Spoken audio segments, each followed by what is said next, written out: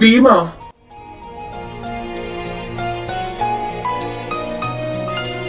നീ എന്ത് തോന്നിവാസമായി ചെയ്തു വെച്ചേക്കുന്നേ? തോന്നിവാസല്ല അച്ഛാ, എനിക്ക് ചാരുവിനെ ഇഷ്ടായിരുന്നു, അതുകൊണ്ട് ഞാൻ അവളെ വിവാഹം കഴിച്ചു.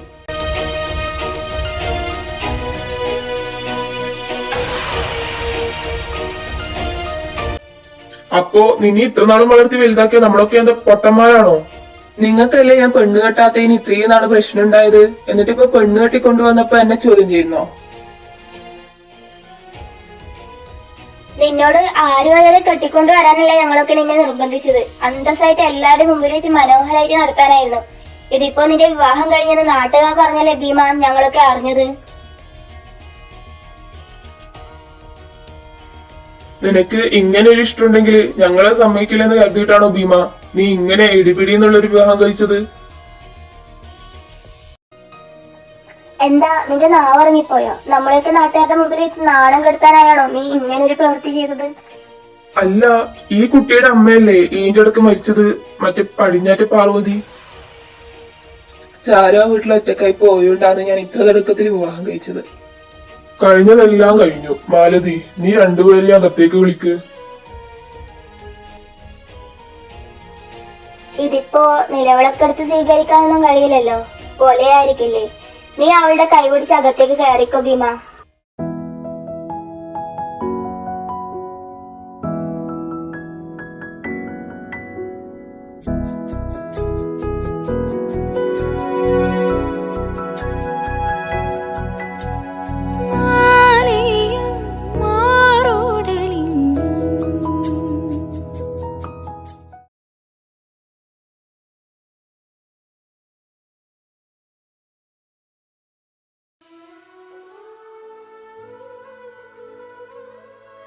ഇതാണ് എന്റെ റൂം.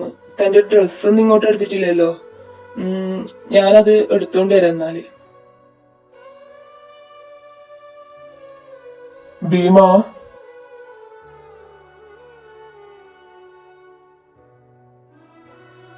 ഈ കുട്ടിക്ക് മാറാനുള്ള ഡ്രസ്സോ മറ്റെന്തെങ്കിലും കൊണ്ടുവന്നിനാ? ഇല്ല, അത് അവിടെ പോയി എടുക്കണം. അവിടെ ഉള്ളത് എടുക്കേണ്ട, പുതിയ തന്നെ വാങ്ങിക്കോ. വാങ്ങാം. അല്ല, എവിടെ വെച്ചാണ് താലി കെട്ട് നടത്തിയത്? അത് ചാരുവിന്റെ അമ്മേന്റെ അസ്ഥിത്തറയുടെ മുമ്പിൽ വെച്ച്. എന്തായാലും 40 ദിവസം കഴിയട്ടെ, അമ്പലത്തിൽ വെച്ച് തന്നെ ഒന്നും കൂടി കെട്ടിയെടുത്താം. എന്നാ ഞാൻ പോയി ചാരുവിനെ മാറ്റാനുള്ളതൊക്കെ വാങ്ങിട്ട് വരാം. എന്നാ വേണ്ടുന്ന എന്താന്ന് വെച്ചാ ചെയ്. ഏട്ടാ. എന്താ ചാരു? അനക്ക് വേണ്ടി പുതിയ ഡ്രസ്സൊന്നും വാങ്ങണ്ട. അതിപ്പോ നീ വേണ്ടാന്ന് പറഞ്ഞാലും എന്നെ കൊണ്ട് ഇവർ വാങ്ങിപ്പിക്കും ചാരുലേഖ. ഇവിടെ ഇങ്ങനെയൊക്കെയാണ്. എന്നാല് ഞാൻ പൈസ തരാം, അതുകൊണ്ട് വാങ്ങിക്കോ. വെറുതെ അനക്കായി പൈസ കളയണ്ട. എന്റെ കയ്യില് നിനക്ക് ഡ്രസ്സ് വാങ്ങേണ്ട പൈസ ഇല്ലെന്ന് കരുതിയിട്ടാണോ? ഏയ്, അങ്ങനെയല്ല. അല്ലെങ്കിൽ തന്നെ അനക്ക് വേണ്ടി ഇത്രയും ബുദ്ധിമുട്ടിയില്ലേ, അതാണ് ഞാൻ അങ്ങനെ പറഞ്ഞേ. ഞാൻ ഇന്നലെ രാത്രി തന്നെ പറഞ്ഞതല്ലേ ചാരുലേഖ, ഇത് നിനക്ക് വേണ്ടി മാത്രമല്ല ഞാൻ ചെയ്തത്. അതുകൊണ്ട് ആ കാര്യം ഓർത്ത് സങ്കടപ്പെടണ്ട. എന്റെ കൂടെ വരുന്നോ താൻ ഡ്രസ് എടുക്കാനായിട്ട്? അത് ഇവിടെയുള്ളവർക്ക് ഇഷ്ടപ്പെടോ? വേണ്ട. ഇവിടെയുള്ളവരുടെ ഇഷ്ടം നോക്കി ജീവിക്കേണ്ട കാര്യമൊന്നുമില്ല. നിനക്ക് എന്റെ കൂടെ വരണമെങ്കിൽ വരാം. ഞാൻ വരുന്നില്ല. അവരെന്ത് പറയുമെന്ന് ഓർത്തിട്ടാണോ? അല്ല, എനിക്ക് തനിച്ചിരിക്കണം. ഉം.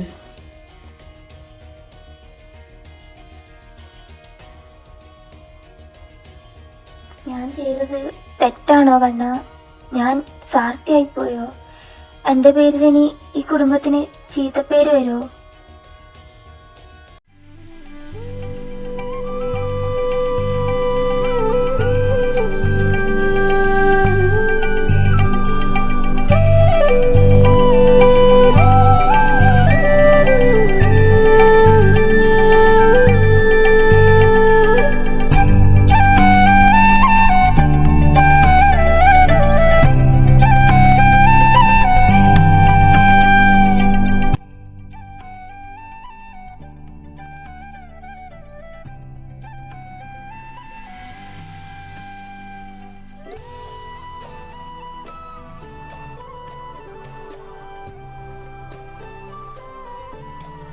ചാരു,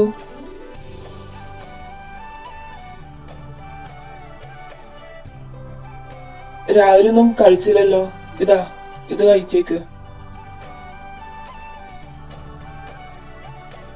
വെറുതെ കരഞ്ഞെന്തെങ്കിലും വരുത്തി വെക്കാൻ നിൽക്കണ്ട. ഇവിടെയുള്ളവരെ പറ്റി ഓർത്താണ് സങ്കടെങ്കില് അതൊക്കെ ഞാൻ പെട്ടെന്ന് നിന്നെ കല്യാണം കഴിച്ച് ഇവിടെ കൊണ്ടുവന്നതിന്റെ ഷോക്കാണ് ഇവർക്ക്. പിന്നെ എന്നോടായിരിക്കും ഇവർക്ക് ദേഷ്യമില്ല. അതോർത്ത് താൻ കരയാൻ നിൽക്കണ്ട. എന്തുണ്ടെങ്കിലും എന്നോട് ധൈര്യമായി തുറന്നു പറയണം, കേട്ടല്ലോ? ഇത് ഞാൻ വരുമ്പോഴത്തേക്ക് കഴിച്ചിരിക്കണം. എന്നാ ഞാൻ പോകുക. തനിക്കെന്തെങ്കിലും ബുദ്ധിമുട്ട് തോന്നുന്നുണ്ടെങ്കിൽ എവിടെയുള്ള ആരോടെങ്കിലും പറഞ്ഞാൽ മതി. അതിന് മടിയൊന്നും കാണിക്കണ്ട.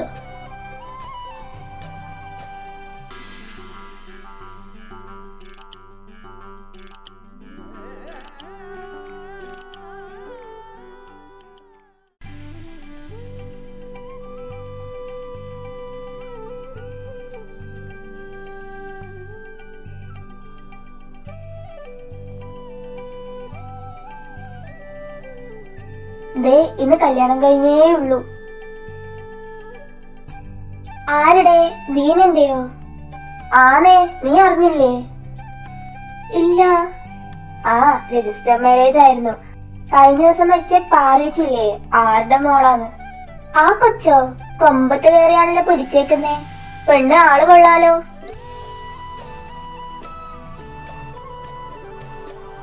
ആ, അത് തന്നെ എല്ലാരും പറയുന്നേ. ഇനി എന്തായാലും ഓൾക്ക് സ്കൂളിലെ ജോലിക്കൊന്നും പോകണ്ടല്ലോ. ഇട്ടുകൂടാനുള്ള പണം ആ തറവാട്ടിലില്ലേ? എനക്ക് തോന്നുന്നു ആ ഭീമൻ അവളുടെ തൊലി വെളുപ്പിൽ വീണതാന്ന. അല്ലാതെ ആരവളെ പോലെ ആരുമില്ലാത്തവളെ വിവാഹം കഴിക്കുന്നേ?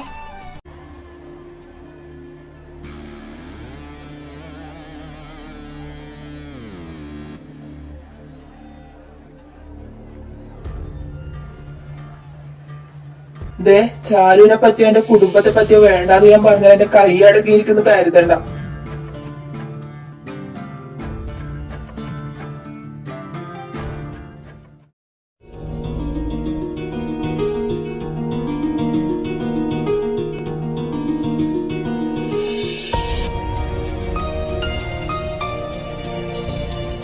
അതവിടെ വെച്ചേക്ക്.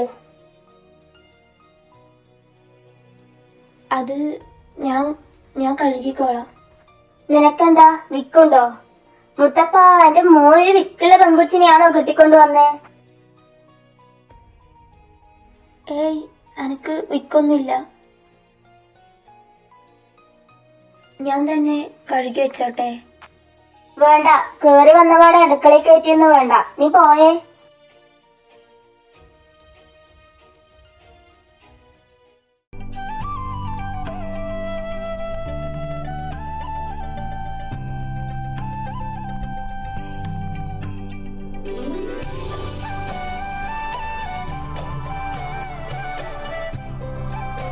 ഇരിക്കുക.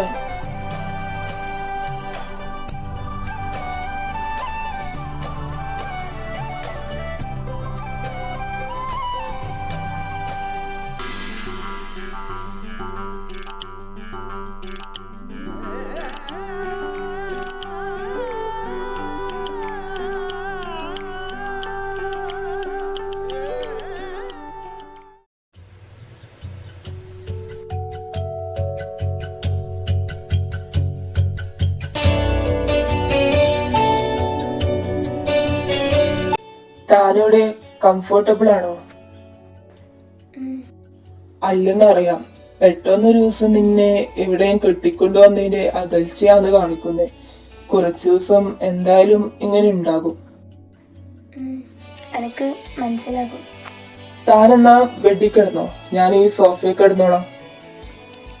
ഇത് വലിയ ബെഡല്ലേ, രണ്ട് സൈഡിലായിട്ട് കിടക്കാം. അല്ലെങ്കിൽ ഏട്ടൻ ബെഡിൽ കിടന്നോ, ഞാൻ സോഫയിൽ കിടന്നോളാം. വേണ്ട, ബെഡിൽ രണ്ടറ്റത്തായി കിടക്കാം. ഇത് വേണ്ടായിരുന്നു. ഞാൻ കാരണം ഏട്ടന്റെ വീട്ടുകാരെല്ലാം സങ്കടപ്പെടുത്തേണ്ടി വന്നില്ലേ? ചാരു, ഞാൻ നിന്നോട് ഇന്നലെ എല്ലാം വ്യക്തമായി പറഞ്ഞല്ലേ.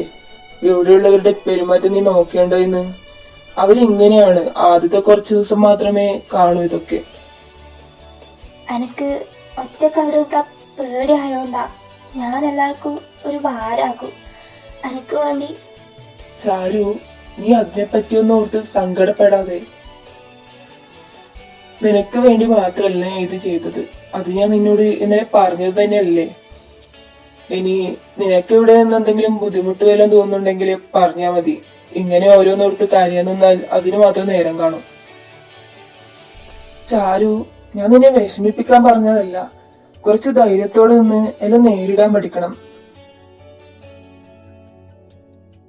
നീ വന്ന് കിടക്കാൻ നോക്ക്. ഇന്നലെ ഒന്നും ഉറങ്ങിയില്ലല്ലോ. ചെല്ല്.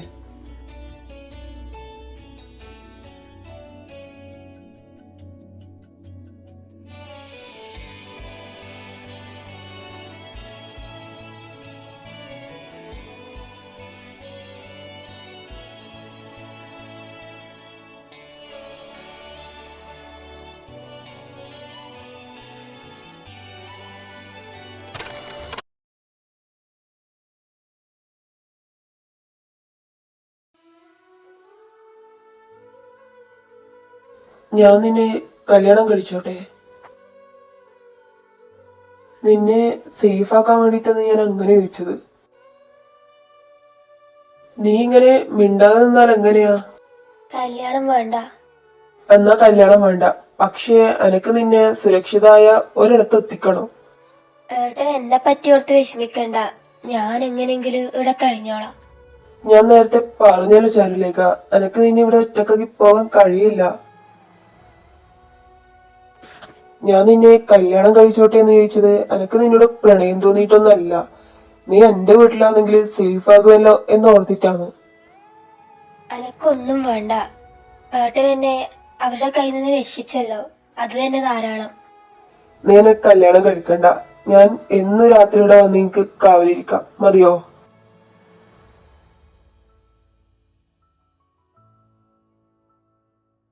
അത് വീരഭദ്രന്റെ ആൾക്കാരായിരുന്നു.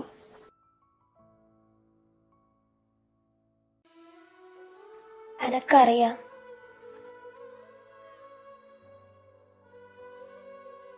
അവൻ നിന്നെ ഭീഷണിപ്പെടുത്താറുണ്ടോ?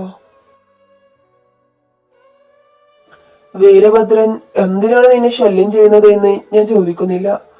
അതൊക്കെ നിന്റെ വ്യക്തിപരമായ കാര്യമാണ്. പക്ഷേ ഇത്രയൊക്കെ അറിഞ്ഞു വെച്ചിട്ട് എനക്ക് നിന്നെ ഇവിടെ ഒറ്റക്കാക്കി പോകാൻ പറ്റുമെന്ന് തോന്നുന്നുണ്ടോ?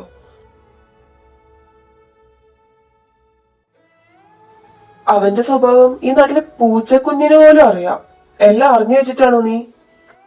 അറിയാം, എല്ലാം എനക്കറിയാം. പക്ഷേ ആർക്കൊരു ഭാരം ഞാൻ ആകുന്നില്ല. അയാൾ ഇനിയും ശല്യം ചെയ്യാൻ വരികയാണെങ്കിൽ ഞാൻ എന്റെ ജീവിതം അവസാനിപ്പിക്കും. എനിക്ക് വേണ്ടി കണ്ണീർ പൊഴിക്കാൻ ഈ ഭൂമിയിൽ ആരുമില്ല. എനിക്കും എന്റെ അമ്മയുടെ കൂടെ പോകാം.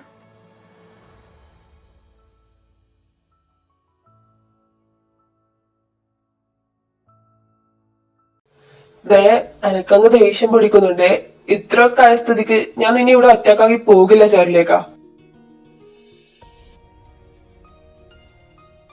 ഒന്നുകിൽ എല്ലാ രാത്രിയും നിനക്ക് കാവലായി ഞാൻ ഇവിടെ കഴിയും, അല്ലെങ്കിൽ ഞാൻ നിന്നെ വിവാഹം കഴിക്കും. നിന്നെ സഹായിക്കാൻ വേണ്ടി മാത്രം ഞാൻ ചെയ്യുന്നതാണ് ഇതൊക്കെ എന്ന് ചിന്തിക്കുന്നത് കൊണ്ടാണ് എനിക്ക് ഇതൊക്കെ ഒരു ഭാരാണെന്ന് നിനക്ക് തോന്നുന്നത്. ശരിക്കും പറഞ്ഞാല് എനക്കെന്റെ വീട്ടിൽ നിന്ന് നല്ല പ്രഷറുണ്ട് ഒരു വിവാഹം കഴിച്ചൂടെ എന്ന് ചോദിച്ചിട്ട്. എന്നും കരുതി ഞാൻ നിന്റെ അവസ്ഥ മുതലെടുക്കുവാണെന്ന് വിചാരിക്കല്ല ചാരുലേഖ. നീ അയൽവക്കത്ത് പോകുന്നില്ലെന്ന് പറഞ്ഞപ്പോ എന്റെ മനസ്സിൽ പെട്ടെന്ന് വന്നത് കല്യാണക്കാര്യാണ്.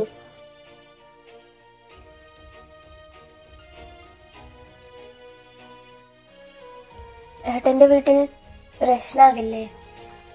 പ്രശ്നം അതിപ്പോ നിന്നെ വിവാഹം കഴിച്ചാൽ എന്തായാലും ഉണ്ടാകും. പക്ഷെ അതൊക്കെ കുറച്ചു നാളത്തേക്ക് മാത്രമായിരിക്കും. പക്ഷേ എനിക്കെന്തോ ഇത് ശരിയാണെന്ന് തോന്നില്ല. നിനക്കെന്നെ വിശ്വാസമുണ്ടോ? വിശ്വാസാണ്. എനക്ക് മനസ്സിലാകും. പെട്ടെന്ന് നിന്നെ എന്റെ വീട്ടിലേക്ക് കല്യാണം കഴിച്ചു കൊണ്ടുപോകുമ്പോ നിനക്ക് ബുദ്ധിമുട്ടുണ്ടായെന്ന് വരാം. ശങ്കരമംഗലമായി പൊരുത്തപ്പെടാൻ കുറച്ച് സമയം എടുത്തെന്ന് വരാം.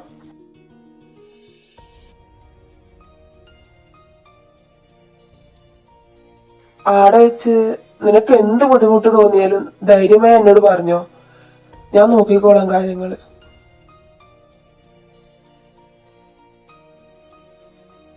എന്റെ അവസാനത്തെ ആഗ്രഹമാണ് നിന്നെ ഒരാളെ കൈപിടിച്ചേൽപ്പിക്കുക എന്നത്.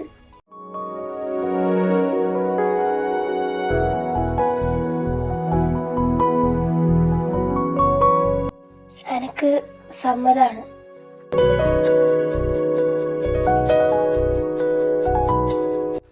എനക്ക് വിവാഹത്തിന് സമ്മതാണ് കേട്ടാ. നിന്നെ നിർബന്ധിച്ച് തന്നെയാണ് ഞാൻ ഇതിന് സമ്മതിപ്പിച്ചത്. അത് തെറ്റാണെങ്കിലും നിന്നെ സേഫ് ആക്കാൻ എന്റെ മുമ്പിൽ ഇതല്ലാതെ വേറെ വഴിയല്ല ചാരുലേഖ. കല്യാണശേഷം പരസ്പരം നമുക്ക് ഇഷ്ടപ്പെടുകയെന്ന് നോക്കാം. ഒരിക്കലും ഞാൻ എന്റെ ഇഷ്ടങ്ങളോ ആത്മാവോ നിന്നെ അടിച്ചേൽപ്പിക്കില്ല. മുത്തപ്പനാണ് സത്യം.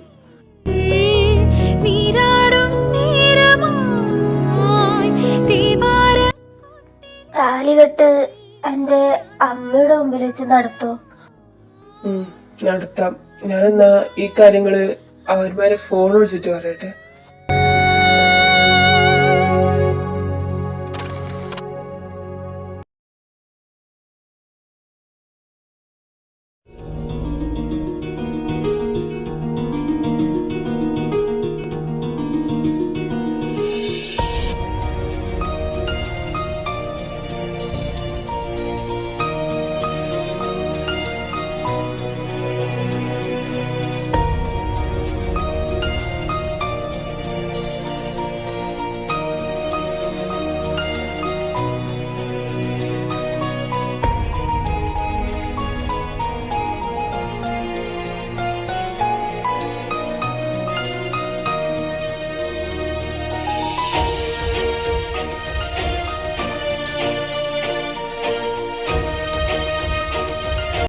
എന്താ ചാരു?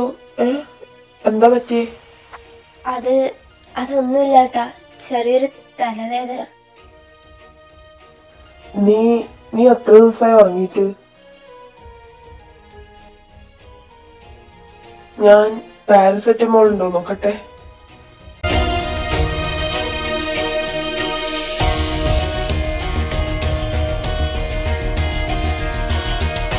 ഇതാ ഈ മരുന്നഴിക്ക്.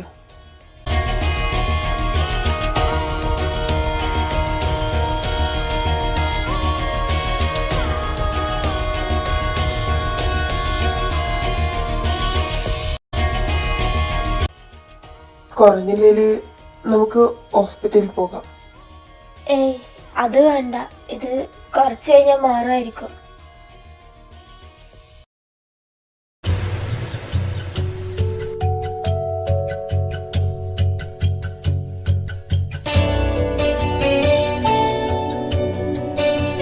ഇപ്പോ കുറവുണ്ടോ? കുറവുണ്ട്. ഏട്ടൻ വെറുതെ ഉറക്കൊഴിക്കണ്ട, ഈ തലവേദന കുറച്ച് കഴിഞ്ഞാൽ മാറും.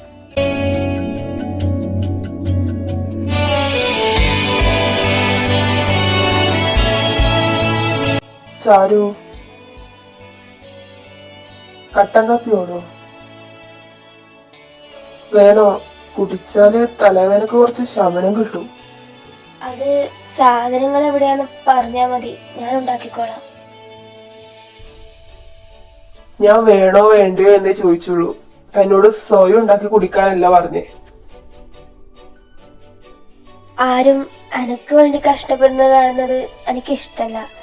അതാണ് ഞാൻ തന്നെ ആക്കിക്കോളാമെന്ന് പറഞ്ഞത്. ഒരു ചായ ഇടുന്നത് അത്ര വലിയ കഷ്ടപ്പാടാണെന്ന് എനിക്ക് തോന്നിയിട്ടില്ല. ഞാൻ താഴെ പോവാ. എന്തെങ്കിലും ബുദ്ധിമുട്ടോ തലവേദന എങ്ങനെ കൂടിയാലോ എന്നെ ഒന്ന് വിളിച്ചാ മതി.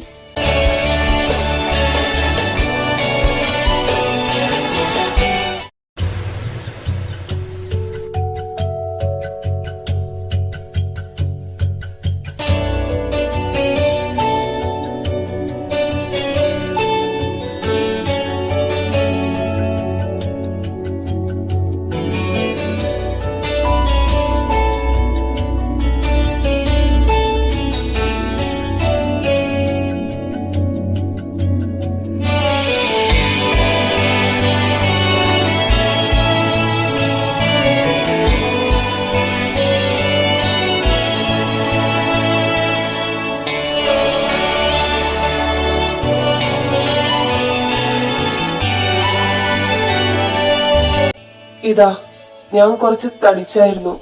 ചൂട് കുറവാണ്.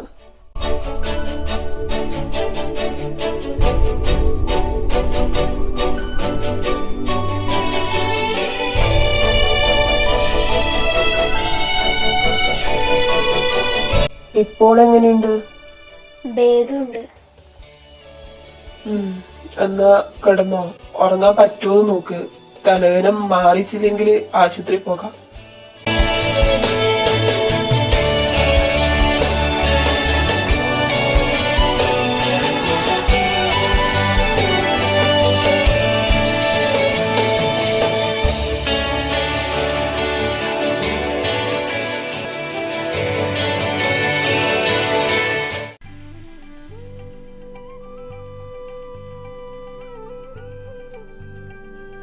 മാലോടത്തി, എന്താ സീത രാവിലെ തന്നെ? ഭീമന്റെ പെണ്ണിനെ കാണാൻ വന്നതാണ് ഞാന്. അയിനാ കൊച്ച് എഴുന്നേറ്റിനില്ല സീതേ. അയെന്തേ? ചെലപ്പോ അമ്മ മരിച്ചതിന്റെ ഷോക്ക് വാങ്ങിച്ചിട്ടുണ്ടാവില്ലല്ലേ? അതെന്നെയാവും. പാവാണ് ആ പെണ്ണ്. ഈ ചെറുക്കൻ ആ പെണ്ണിന്റെ അമ്മ മരിച്ചിരിക്കുന്ന സമയത്ത് എന്നെ കല്യാണം കഴിച്ചോണ്ട് വരുന്ന ആര് കണ്ട്? അതേന്ന് പരസ്പരം ഇഷ്ടമുണ്ടെങ്കിൽ വീട്ടുകാരോട് ഒരു വാക്ക് പറഞ്ഞുകൂടായിരുന്നോ? അതെങ്ങനെയാ? നിനക്കെന്നെ അറിയില്ല സീതേ. ഞാൻ എത്രോട്ടം അവന്റെ വയ്യ നടന്നെയാന്ന്. ഒന്ന് പെണ്ണ് കെട്ടിക്കൂടെ എന്ന് പറഞ്ഞിട്ട് എന്തെങ്കിലും ഒരു വാക്ക് പറഞ്ഞിരുന്നെങ്കിൽ ചാരുവിന്റെ അമ്മ മരിക്കുന്നതിന് മുമ്പെങ്കിലും അവരെ കല്യാണം നടത്തില്ലായിരുന്നോ? അത് ശരി തന്നെ. പാർവേച്ചിക്കും ആ കുട്ടീനെ കല്യാണം കാണാൻ ആഗ്രഹം ഉണ്ടായിട്ടുണ്ടാവൂലേ? ആണ്. അതൊന്നും ഈ ചെക്കന് പറഞ്ഞ മനസ്സിലാകില്ലല്ലോ. അല്ല മാലോട്ടത്തി, ചാരുലേതൊക്കെ പൊലയല്ലേ? അപ്പൊ എവിടെ വെച്ചിട്ടാണ് ഇവര് കെട്ടുകടത്തിയേ? അത് ഓളെ അമ്മേനടക്കിയ സ്ഥലത്ത് വെച്ചിട്ടാണെന്നാണ് പറഞ്ഞേ. ഓളെ വീട്ടുപറമ്പിൽ വെച്ചെന്നെ. എന്തായാലും ഭീമൻ ഇങ്ങനെങ്കിലും ഒന്ന് കെട്ടിയല്ലോ. വീട് അർജുന്റെ കാര്യം ആലോചിക്കുമ്പോ നിനക്കൊരു എത്തും പിടിയും കിട്ടാത്തെ. ഭീമന്റെ കൂടെയല്ലേ നടപ്പ്. ഏതെങ്കിലും പെണ്ണിനെ കെട്ടിക്കൊണ്ട് വരാതെ നോക്കിക്കോ. ആ, ഓൻ കെട്ടിക്കൊണ്ട് ഇങ്ങോട്ട് വരട്ട്. പിന്നെ ഓനെ ഞാൻ വീട്ടിൽ കയറ്റൂല. അല്ല പിന്നെ. ആഹാ, അല്ല അപ്പൊ ഓനിങ്ങനെ കെട്ടിക്കാണ്ടിരിക്കാനാണോ തീരുമാനം? ഏയ്, ഓനെ ഞാനൊരു ദിവസം കൂട്ടും. നോക്കിക്കോ. അല്ല മാലുവട്ടത്തി, ആ ചാരു എങ്ങനെയാ? നല്ല സ്വഭാവം തന്നെയാണോ? ഒന്നും പറയണ്ട എന്റെ സീതേ. അതൊരു പാവം തന്നെയാണ്. ഇന്നലെ ഭീമനോൾക്ക് ഭക്ഷണം കൊണ്ട് കൊടുത്തിച്ചാണ് പോയെ. എന്നിട്ട് പാത്രം കഴുകാനായി വന്നപ്പോ ഞാൻ പറഞ്ഞു നീ അതങ്ങ് അവിടെ വെച്ച് കഴുകണ്ടെന്ന്. അന്നേരം ആ കുഞ്ഞിന്റെ മുഖമൊന്ന് കാണി. ഇപ്പൊ കരയുന്ന അവസ്ഥേനു. അത്രക്ക് പാവാന്നാ? അതിപ്പോ ഒരു ദിവസത്തെ പരിചയം വെച്ച് എനക്ക് പറയാൻ പറ്റുമോ? പക്ഷെ കണ്ടിട്ട് പാവാന്ന്. നോക്കാം. എനക്കും മുന്നേ കണ്ട പരിചയം ഉള്ളൂ. സ്വഭാവത്തെ പറ്റിയിട്ടൊന്നും അറിയില്ലപ്പാ. പക്ഷെ പാവാണെന്ന് തന്നെയാ തോന്നുന്നേ. പാവാണെങ്കിൽ ഭീമന്റെ ഭാഗ്യം.